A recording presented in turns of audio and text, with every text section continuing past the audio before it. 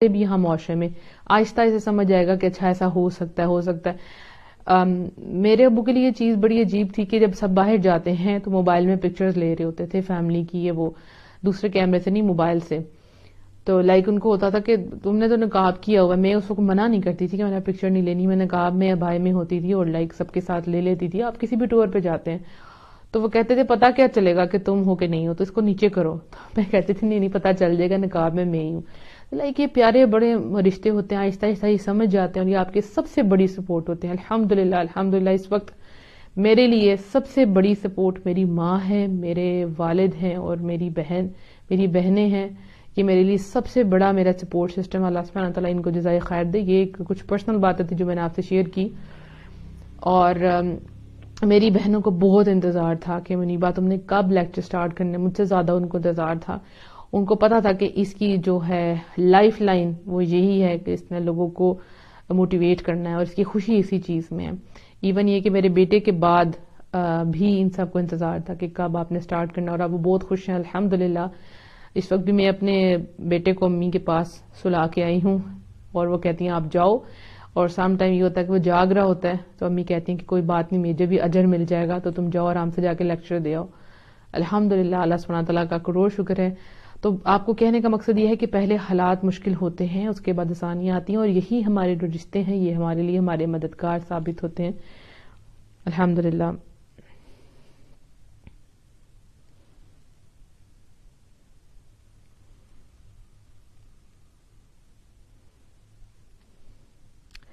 میم میں کیا کروں، مجھے ابھی دین کا اتنا نہیں پتا، مگر میں اپنی نسل اپنے آپ کو سنوارنا چاہتی ہوں.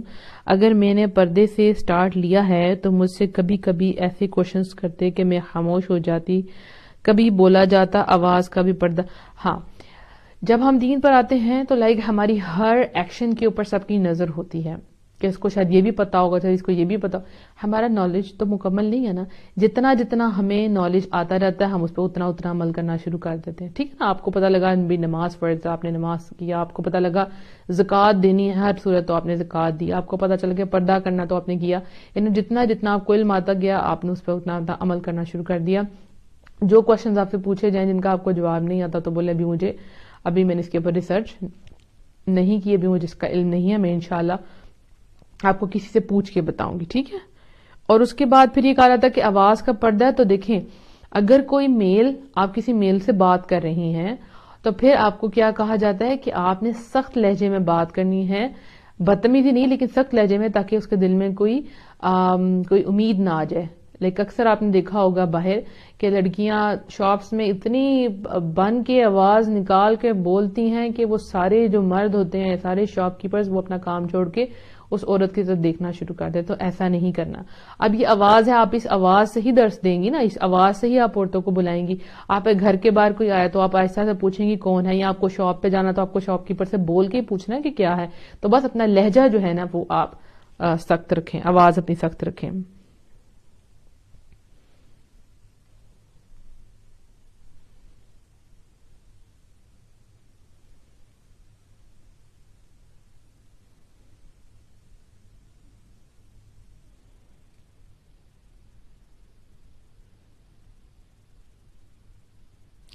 میم میرے سسرال والے منہ سے کچھ نہیں کہتے مگر انہوں نے میری ہر چیز لے لی، میرا میک اپ وغیرہ، میرے کپڑے بند کر دیے.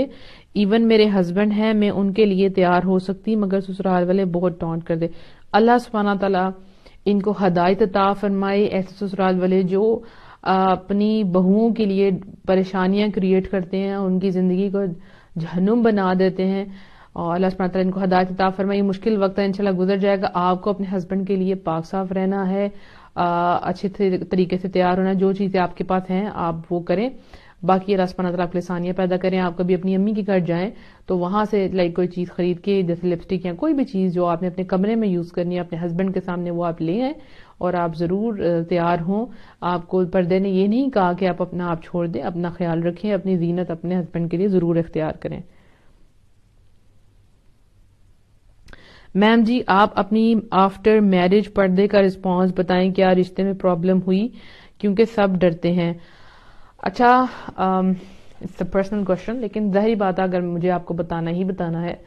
دیکھیں رشتے میں پرابلمز ہوتی ہیں نا، جیسے میں نے آپ کو بتایا کہ آپ کو یہ رشتہ پسند ہے، یہ نہیں پسند، یہ ہے وہ ہے جو بھی ہے. آفٹر میرج مجھے پردے میں کوئی پرابلم نہیں ہوئی. اس کا ریزن یہ تھا کہ میں نے اس چیز کے لیے بہت زیادہ انتظار کیا. ٹھیک ہے، اور میں نے آپ لوگوں کو یہ بتایا بھی ہوا ہے کہ میری شادی 31 ایئرز میں ہوئی اور میں اس چیز کا انتظار کرتی رہی الحمدللہ. لیکن جب میرا رشتہ ہوا تو میں نے پہلی جو اپنی ڈیمانڈ رکھی تھی، میں نے کسی بھی چیز کے بارے میں نہیں پوچھا کہ لڑکے کی کیا کوالیفیکیشن ہے. بیسیکلی مطلب پتا تھا مجھے لیکن ڈفرنس تھا ایک، لیکن میں نے اس چیز کی فکر نہیں کی. میں نے نہیں یہ دیکھا کہ وہ دکھنے میں کیسے ہیں. مجھے یہ تھا کہ سنت رسول چہرے پہ سجائی ہو. کچھ چیزیں میں آپ کو بتاؤں گی انشاءاللہ اس حوالے سے جو آپ کو دیکھنی ہے، انشاءاللہ میں بعد میں بتاؤں گی. مین جو چیز تھی میری وہ میں نے یہ رکھی تھی کہ میں نے اپنا پردہ نہیں اتارنا اور میں نے اپنا دین کا کام نہیں چھوڑنا. یہ 2 شرائط میں نے پہلے رکھ دی تھی. اگر یہ منظور ہے تو مجھے کوئی مسئلہ نہیں اس رشتے میں. تو میں نے یہی 2 شرائط رکھی تھی. تو الحمدللہ مجھے پردے میں کوئی پرابلم نہیں ہوئی.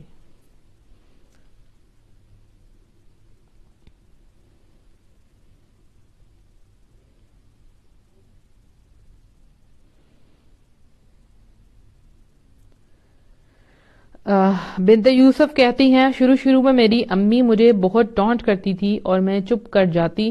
پھر جب ہر بار یہی ہونے لگا تو ایک بار بھائی نے امی سے کہا آپ کیوں اس چیز پر اس کو ٹانٹ کرتی ہیں جو اچھی ہے، اللہ کی توفیق سے وہ اس پر آ گئی ہے تو آپ کیوں اس کو تنگ کرتی ہیں. تو پھر اس کے بعد انہوں نے بہت زیادہ باتیں کہنا چھوڑ دیا.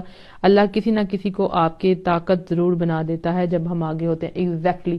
اور اس کے لیے دعا ہے ربی ادخلنی مدخلا صدقی وخرجنی مخرجا صدقی وجعلنی من لدنک سلطانا نصیرا. تو اللہ سبحانہ تعالیٰ آپ کے گھر میں سے آپ کے مددگار پیدا کر دیتا. بالکل ایسا ہی ہے. کزنز کے ساتھ بات کر سکتے ہیں، کریں، ٹو دا پوائنٹ بالکل کریں، پردے میں رہ کے کریں.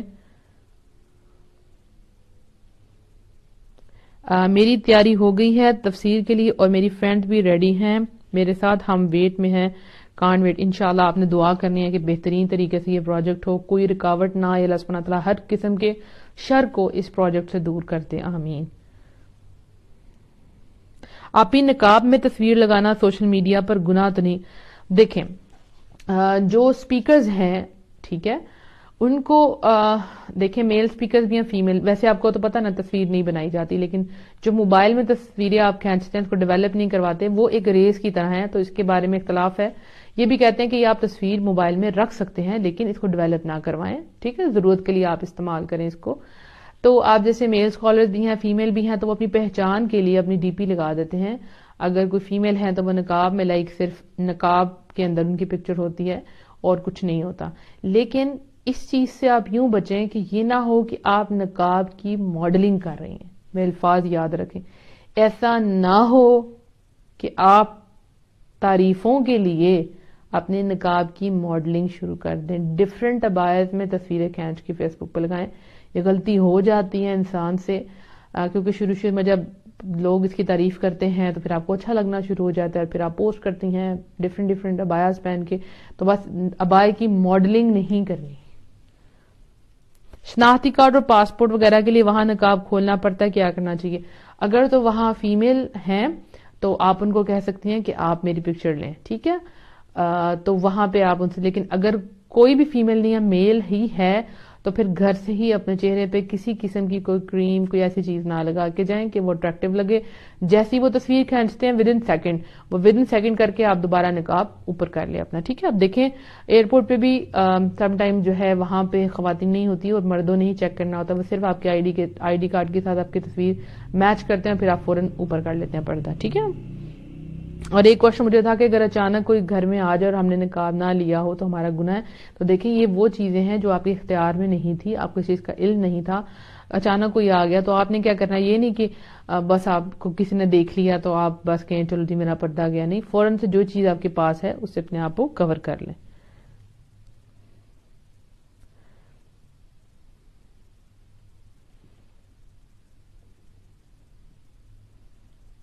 ماما کے ماموں سے اب میں پردہ کرتی ہوں تو میں اب کیا کروں؟ تو آپ کرتی ہیں پردہ، تو اب جب وہ آئیں گے تو آپ نہ کریں. کہتا مجھے علم ہو گیا، کیونکہ ماما کے جو ماموں ہیں ان کے جو ماموں ہیں وہ ان کے محرم ہیں تو وہ آپ کے بھی محرم ہیں. آپ کو نہیں علم تھا کوئی بات، اس کو اتنا زیادہ وہ نہ کیا کرے، اپنی انا کا مسئلہ نہ بنایا کریں. جس چیز کا نہیں پتا تھا پتا آ گیا تو بس سرنڈر کر دیں. بس ہم اپنی دین میں بھی اپنے انا کا مسئلہ بنا لیتے ہیں، تو ایسا نہیں کرنا. اس کے علاوہ